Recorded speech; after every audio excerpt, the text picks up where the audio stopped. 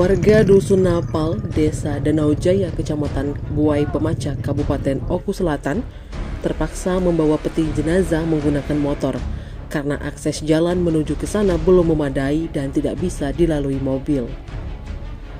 Menurut Dirmin Hadi, warga setempat, keluarga meminta jenazah yang meninggal pada hari Sabtu kemarin dibawa ke kampung halaman di Desa Dadap Ayam Salatiga, Provinsi Jawa Tengah. Warga kesulitan membawa jenazah menuju ke titik jemput yang berjarak 1 km dari Dusun Napal.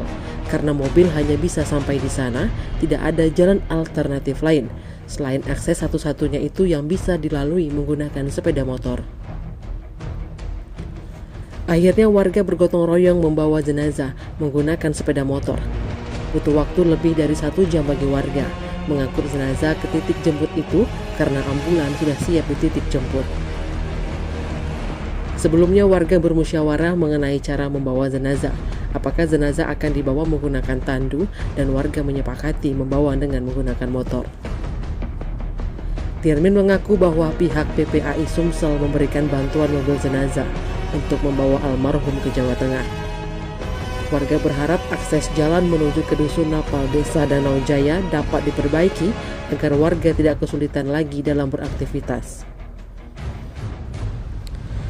Kades Danau Jaya Asuhud mengapresiasi apa yang dilakukan oleh warga desanya karena telah mengedepankan gotong royong meski dalam kesulitan sekalipun.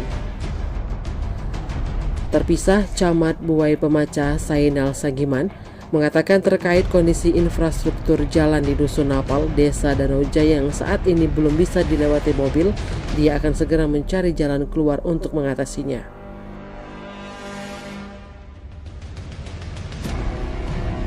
Tim Liputan Sumsel Update TV melaporkan.